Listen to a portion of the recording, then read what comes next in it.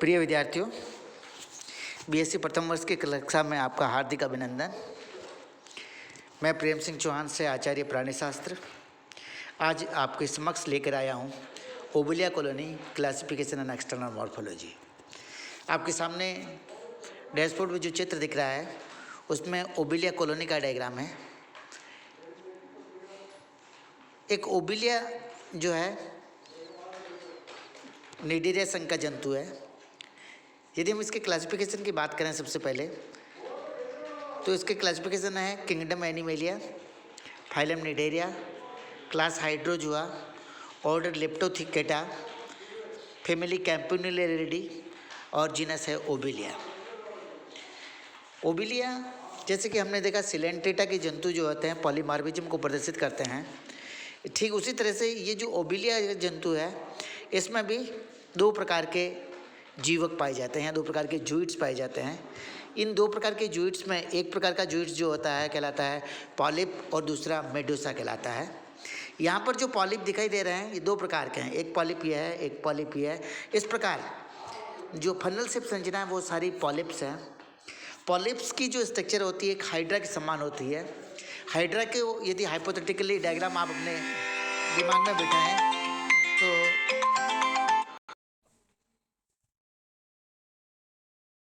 कि हाइड्रा में जिस प्रकार डिस्टल किनारे पर दूरस्थ सिरे पर माउथ होता है, ठीक उसी तरह से इनके भी दूरस्थ सिरे पर माउथ होता है, हाइपोस्टोम पर लगा हुआ। ये हाइपोस्टोम पर स्थित माउथ जो है स्पर्शकों के द्वारा घिरा हुआ होता है।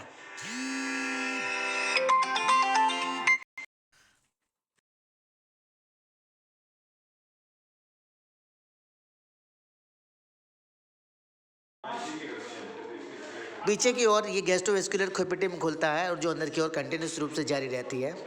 ये पहला पॉलिप, इसका जो है पॉलिप का रूपांतर होता है और वो हेड कहलाता है हाइड्रेंथ। तो ओबेलिया कॉलोनी डाइमॉर्फिक कॉलोनी है जिसका एक जूइड कहलाता है पॉलिप और दूसरा जूइड कहलाता है इसका मेड्यूसा। लेकिन मेडूसा जो होता है उस मेडूसा की उत्पत्ति इसके ब्लास्टो स्टाइल पे होती है। तो ये दूसरी वाली जो संरचना है ये ब्लास्टो स्टाइल है। दूसरी संरचना ब्लास्टो स्टाइल है। ब्लास्टो स्टाइल के अंदर का कंपोजिशन भी सीनोसार के समान होता है और सीनोसार को आप जानते हो कि एक्टोडर्म और मेसोडर्म, एक्सोडर्म, मेसेनकाइम और एंडोडर्म से मिलकर के बनी होती है। इस पर बडिंग के माध्यम से ये गोलाकार जो संरचनाएं दिख रही है ये सारी मेडूसा है। तो मेडूसा की उत्पत्ति बडिंग के माध्यम से ब्लास्टो स्टाइल पर होती है। तो एक ओबेलिया कॉलोनी जो है सामान्यतः डाइमॉर्फिक होती है जिसमें पहला पॉलिप हाइड्रेंथ के रूप में पाया जाता है जो गैस्ट्रोजूइड है, पोषण करने का कार्य करता है कॉलोनी को, जबकि दूसरा जूइड की उत्पत्ति ब्लास्टो स्टाइल पर मुकुलन के माध्यम से होती है जो मेडूसा कहलाती है और वो जनन का कार्य करता है, इसलिए उसको गोनोजोइड कहलाता है। लेकिन कभी कभी जैसे ब्लास्टो स्टाइल को भी गोनेट्स के रूप में, जो एक जूइड्स के रूप में माने तो इस प्रकार कॉलोनी को कभी कभी ट्राइमॉर्फिक भी कहा जाता है। तो इस ओबेलिया कॉलोनी की एक्सटर्नल मॉर्फोलॉजी का नामांकन वाला डायग्राम को अपन डिटेल से देख सकते हैं। ये सेकेंड डायग्राम हमारे पास है जिसमें इसके सारे नामांकन को स्पष्ट दर्शाया गया है। ये टेंटिकल्स हैं जो खुले हुए हैं, टेंटिकल्स के बीच में मैन्यूब्रियम है।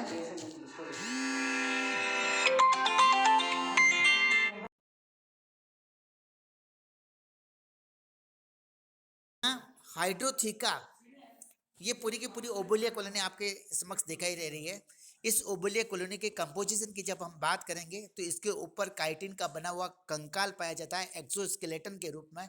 ये काइटिन का बना हुआ एक्सोस्केलेटन का जो कंकाल होता है वो इन सभी को पूरी की पूरी कॉलोनी को आवृत किए रहता है, बाहर की ओर आवरण का कार्य करता है और ये आवरण जो होता है काइटिन का बना हुआ आवरण पेरिसार्क कहलाता है।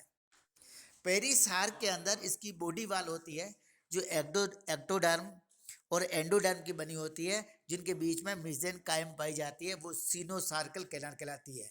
इसी सीनोसार्क से इसका जो है पॉली वाली संरचना यानी कि हाइड्रेंथ बनता है। ये दोनों ही हाइड्रेंथ हैं, ये भी हाइड्रेंथ की बड है, लेकिन ये हाइड्रेंथ की जो स्पर्शक हुए वो खुले हुए हैं, इसके स्पर्शक जो है रिट्रैक्टेड अवस्था में है और ये हाइड्रेंथ जो है पोषण प्रदान करने का कार्य करता है, इसलिए इसको गैस्ट्रोजूइड कहा जाता है। दूसरी बात में ये कहता है दूसरा इसका जूइड ये ब्लास्टो स्टाइल है सिनोसार का बना हुआ, बाहर का आवरण इसका पेरिसार का कहलाता है, जहाँ पर बडिंग के माध्यम से मेडुसा की उत्पत्ति हो रही है। अब तीसरी बात जो आती है, इस ओबिलिया कॉलोनी की ये खड़ी खड़ी जो ब्रांचेज होती है इनको हाइड्रोकोलस कहा जाता है। जब इस ओबिलिया कॉलोनी की जो ऐसी ब्रांचेज हैं आड़ी आड़ी, इनको हाइड्रोराइजा कहा जाता है। तो ओबिलिया कॉलोनी का जो प्रत्येक हाइड्रेंट होता है उसके सिरे पर पेरी सर्कल एन्युलाइज पाई जाती है। ये पेरी सर्कल एन्युलाइज जो होती है इस हाइड्रेंट या पॉलिप को इस पेरिसार के अंदर संकुचित होने से रोकती है, वहीं पर रोके रखने का कार्य करती है। तो आज हमने देखा ओबिलिया कॉलोनी की एक्सटर्नल मॉर्फोलॉजी में कौन कौन सी संरचनाएं मुख्य रूप से पाई जाती है। हाइड्रेंट है, ब्लास्टोस्टाइल है, हाइड्रेंट गैस्ट्रोजोइट है, और ब्लास्टोजोइट पर मुकुलन के माध्यम से मेडुसा की उत्पत्ति होती है जो जनन का कार्य करती है। ओबिलिया कॉलोनी का और विस्तृत वर्णन हम आगे की क्लास में पढ़ेंगे। देन आज आप इस डायग्राम को बनाने की प्रैक्टिस कर लें। आज के असाइनमेंट में आपको मैं ओबिलिया कॉलोनी का नामांकित चित्र बना करके आप मुझे व्हाट्सएप पे शेयर करेंगे, ये आपसे अपेक्षा की जाती है। ये आपका इसका असाइनमेंट है।